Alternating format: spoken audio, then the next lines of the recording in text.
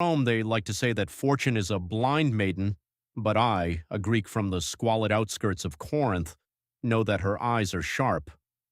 My father spent his entire life breaking his back in other men's vineyards, reeking of sour must, and the ultimate dream for a boy of my station was to become a slave driver or perish as a hoplite in a phalanx for some local strategos. But the gods of Hellas granted me a rare gift, a phenomenal mnemosyne. I caught foreign tongues on the fly, calculated faster than the shrewd merchants on the agora, and traced Latin letters as cleanly as if I were born in a patrician domus on the Palatine rather than a hovel of clay and straw. To keep me from starving to death, my father placed me into the service of a Roman magistrate, and that was when the wheel of fate took its wildest turn. It was the siege of Mytilene. In a headquarters tent drenched in blood and mud, a young, then unknown tribune named Gaius Julius Caesar was looking for a scribe capable of compiling a complete inventory of the captured spoils in a single night, from golden goblets to amphorae of olive oil, without stealing a single sesterce. The previous scribe had been claimed on the city walls by a dart. The centurions thrust me forward. For 2 days I did not close my eyes, my fingers cramping from the calamus, the reed pen, while my vision was clouded by the smoking smudge of an oil lamp. Yet I executed the work without a single blemish. Moreover, I discovered 3 errors in Caesar's own personal calculations and without a tremor in my voice pointed them out to him. A dead silence fell over the tent. The soldiers were already mentally choosing a cross for my crucifixion, but Caesar merely looked at me intently with his cold, dark eyes, smiled wolfishly, and said, "You are bold, Greek. I need men like you. Gather your chromi, your wax tablets. You are now my personal notarius." From that day on, my life became a frantic marathon driven by his indomitable genius. My patron knew no rest, dedicating no more than a single watch of the night to sleep. Imagine it. Gaul, an endless dreary downpour, a heavy carriage hurtling along a battered road. 100 miles a day, Caesar rushed with the speed of lightning to catch his enemies off guard. The wheels plunged into potholes, shaking us so violently that our teeth chattered, and inside this carriage sat I, covered from head to toe in ink. With my teeth I held a spare papyrus, with my knees I pinned the scrolls, while with a stylus I frantically carved his words into the wax. He was dictating his famous commentaries on the Gallic War, while simultaneously studying secret dispatches from Rome and shouting orders to the horsemen galloping beside the windows. We worked as a single body, capturing the slightest movement of his mind. But there were things more terrifying than Germanic axes. Sometimes in the middle of dictation, the patron would fall silent, his face turning pale and his body would be seized by a violent convulsion. The sacred disease, epilepsy, which the Greeks call the affliction of the gods. In those moments, the legates and bodyguards would vacate the tent. Only I remained. My duty was to hold him, to wipe the foam from his lips, and to remain silent under pain of a cruel execution. If the Forum ever learned that the great commander could turn into a helpless body in an instant, his triumph would be at an end. I guarded that secret more fiercely than my own life. When we victoriously entered Rome, my lot transformed from exhausting to deadly, for I became the keeper of his innermost secrets. It was I who translated his messages to Mark Antony or Cicero into a secret cipher, shifting each letter 3 places forward, rendering the scroll an unreadable nonsense to outside eyes.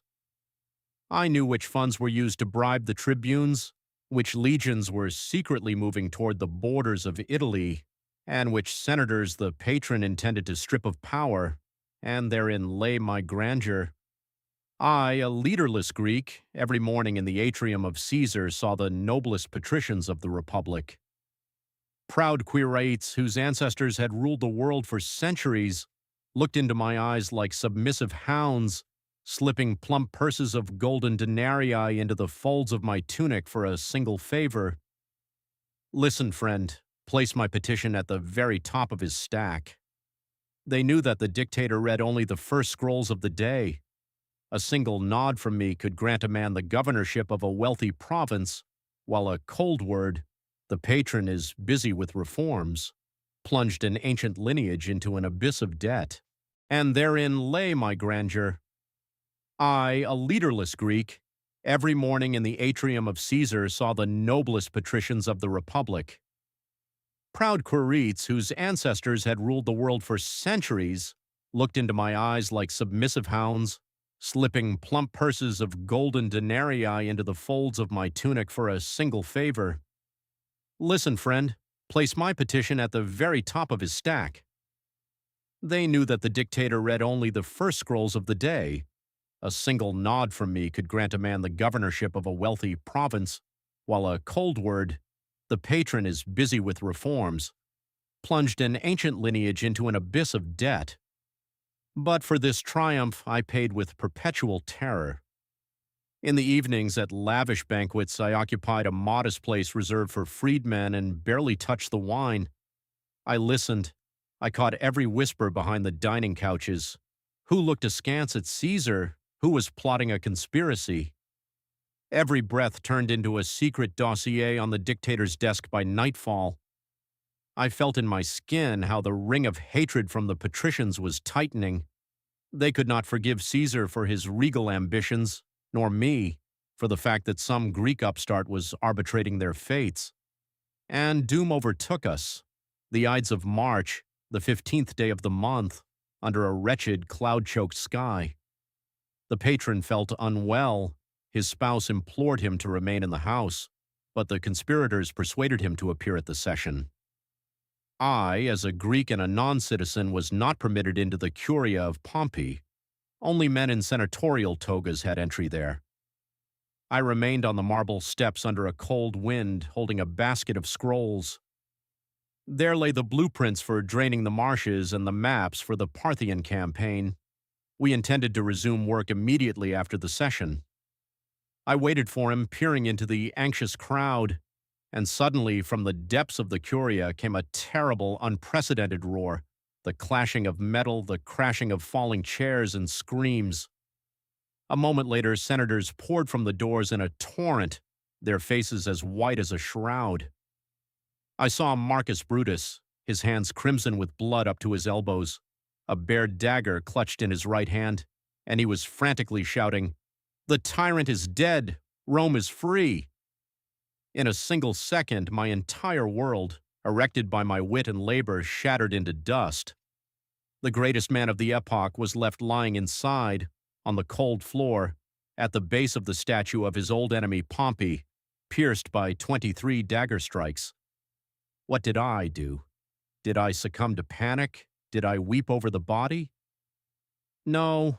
A personal secretary of Caesar is bound to think faster than a flighted arrow. While the murderers on the square celebrated their imaginary freedom, I, without losing a single moment, rushed back to the house of Caesar. I realized I had no more than half a watch before looters or the soldiers of the conspirators would burst in. My hand shook, but I acted cold-bloodedly. I swept into leather bags the main personal archive of the patron, his secret testament, the lists of his scouts across the entire oikumene, incriminating evidence on every magistrate, and the account books bearing the names of those who owed him millions. I understood that rivers of blood would now flow in Rome, and Caesar's successors would begin a brutal warfare for power with his assassins. But these scrolls, which I pressed to my chest, became my greatest spoil, my shield, and my ticket into the future. The patron fell, but his Greek secretary intended to survive. And believe me, the new authorities will yet pay me very dearly for the right to possess the secret thoughts of the master of the world.